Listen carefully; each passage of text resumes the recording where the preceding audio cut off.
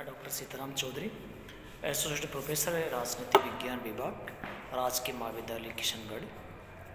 आज हम BA part है फर्स्ट में शक्ति, सत्ता और वेदता जो टॉपिक है उसमें सत्ता के बारे में हम इस वीडियो के माध्यम से डिस्कस करेंगे कि सत्ता क्या है और सत्ता कैसे अर्जित की जाती है और सत्ता पर संकट किस प्रकार से आता है और शक्ति, सत्ता और वेदता में किस प्रकार का संबंध है। तो विशेषकर सत्ता के बारे में हम इस टॉपिक में मैं अपनी बात रखूँगा। ये हमारे राजनीतिक विज्ञान के विद्यार्थियों के लिए महत्वपूर्ण टॉपिक है, चाहे वो संगठन हो, चाहे वो सरकार हो, चाहे वो किसी प्राइवेट सेक्टर हो, हर जगह सत्ता होती है और घर के अंदर भी सत्ता होती है। कई बार अपन कहते हैं कि यहाँ घर में किसकी चल रही है, किसकी चलती है, तो अपन कहते हैं कि उस व्यक्ति की चल रही है, यानी सत्ता उसकी है और उसके आदेश, चाहे वो अनुज हो चाहे कोई भी हो, उसके आदेशों की पालना हर व्यक्ति करता है। सत्ता आदेश, ऊपर से आदेश, यानी उच्च अधिकारियों द्वारा निम्न अधिकारियों को जो दिया जाता है वो सत्ता है। और सत्ता के बारे में बहुत सारे हमारे जो विचारक हैं उन्होंने समय समय पर उनके बारे में कहा कि सत्ता क्या है। सत्ता का तत्व राजनीतिक व्यवस्था को भौतिक आधार प्रदान करता है। एक तो सत्ता क्या, सत्ता का जो आधार है, सत्ता का जो तत्व है वो राजनीतिक व्यवस्था को भौतिक आधार प्रदान करता है। सत्ता उसे वैधानिक आधार प्रदान करती है और वेदता उसे नैतिक आधार प्रदान करती है। इनकी अलग अलग भूमिकाएं हैं, लेकिन ये तीनों ही मिलकर किसी राजनीतिक व्यवस्था को पूर्णता प्रदान करती है, यानी शक्ति, सत्ता और वेदता तीनों। राजनीतिक व्यवस्था के संचालन से सत्ता एक कर्ता की भूमिका निभाती है। क्या राजनीतिक व्यवस्था में जो कर्ता की भूमिका कौन निभाता है, वो सत्ता ने, ऑथोरिटी जिसको बोलते हैं अपन।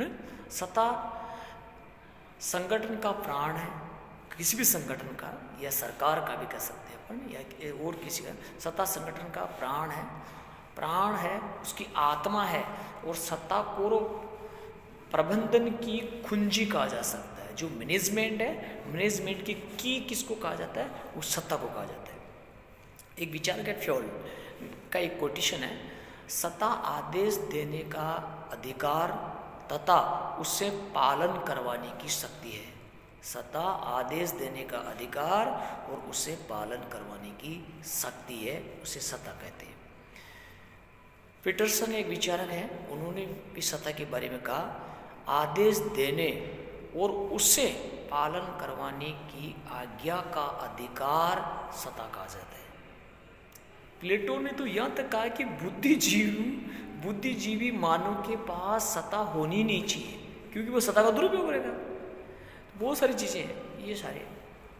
इस प्रकार संक्षेप में कह सकते हैं कि सत्ता आदेश देने, निर्णय लेने और उसे पालन करवाने की वह शक्ति, स्थिति या अधिकार है जो अधीनस्थों इसको स्वीकार करते हैं और उसकी पालना सुनिश्चित करते हैं, और सत्ताधारी व्यक्ति, अधिकारी या वो उसकी पालना सुनिश्चित करवाता है।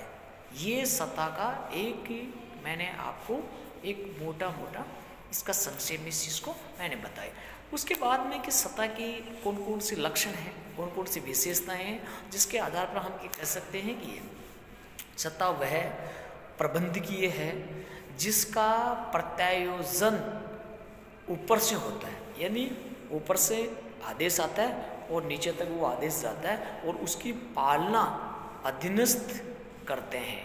ये सत्ता की एक विशेषता है। दूसरी, सत्ता निर्णय लेने, अधीनस्थों से कार्य करवाने का अधिकार है। सत्ता निर्णय, डिसीजन मेकिंग का कार्य भी करती है और जो आपके आदेश है उनको इम्प्लीमेंट भी करवाने का काम भी करती है। सत्ता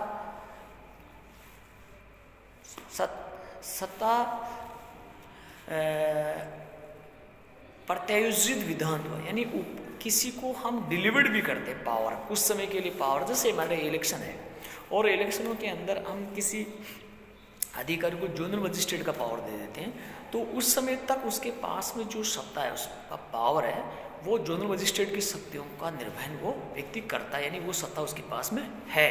इसको बोलते हैं प्रत्यायोजन विधान। कुछ समय के लिए उसको पावर को डिलीवर्ड देना, किसी को देना। सत्ता संगठन के निर्माण का आधार है। सत्ता प्रबंधात्मक कार्यों की कुंजी है। ये सारे सत्ता का एक तरीके का एक विशेषता है।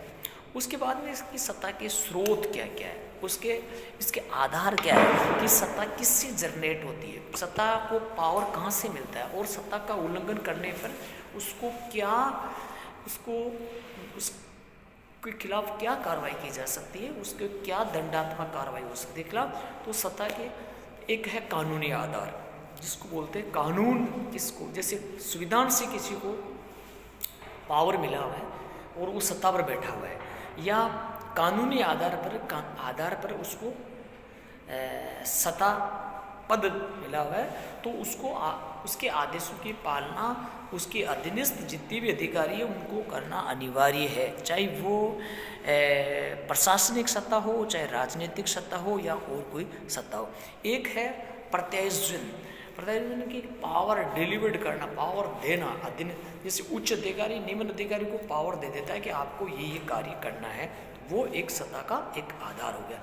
इसके अलावा एक है परंपरागत सत्ता, इसको ट्रेडिशनल अथॉरिटी बोलते हैं। उसमें रीति रिवाज, नियम, संहिता, आपकी परंपराएं, रूढ़ियाँ, ये भी एक तरीके का सत्ता का एक स्रोत है, यानी उनका आप उल्लंघन नहीं कर सकते। आप सत्ताधारी, जैसे एक मिनट के लिए आप कोई भी राज्य व्यक्ति के आंतरिक मामले में हस्तक्षेप नहीं करता है, राज्य धर्म के मामले में हस्तक्षेप नहीं करता, राज्य आपकी परंपराओं के साथ छेड़खानी नहीं कर सकता, राज्य आपको ये नहीं कर सकता कि आप पूर्व दिशा में बैठ के ही खाना खाओगे, आप पश्चिम दिशा में खाना नहीं खाओगे। ये उसकी परंपराएं हैं, रूढ़ियाँ हैं, प्रथाएं। और छोड़िए, आप ब्रिटेन का जो संविधान है वो तो टोटल ही प्रथाओं, परंपराओं, अभिसमयों पर आधारित है, इसलिए ये भी एक कानून का आधार है। और बहुत सारे नियम कायदे, हमारी जो परंपराएं हैं उन परंपराओं को हम उल्लंघन करने की हमारे पास में, सत्ताधारी के पास में इतना मादा नहीं होता है, उनको नेगलेक्ट करने की उनके पास शक्ति नहीं होती है, उनका सामना वो कर नहीं सकता। इसलिए कई बार परंपराएं, प्रथाएं और रूढ़ियाँ भी सत्ता को चलाती है और सत्ता उसके अनुसार ही अपने कार्य पद्धति को संचालन करती है।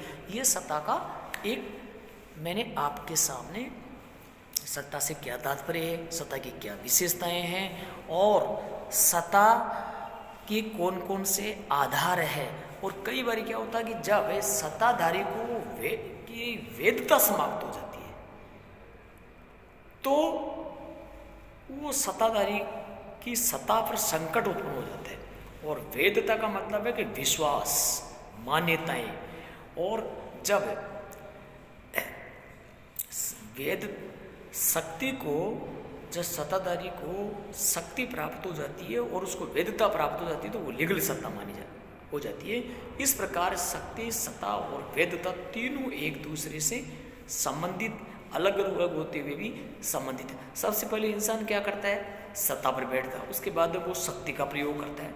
और शक्ति का प्रयोग भी वो एक तो होता है लीगल शक्ति का प्रयोग, एक होता है अनलीगल शक्ति। अगर आपने अनलीगल शक्ति का प्रयोग करते हो तो उसको चैलेंज किया जा सकता है, उसको अपोज किया जा सकता है, उसका विरोध किया जा सकता है।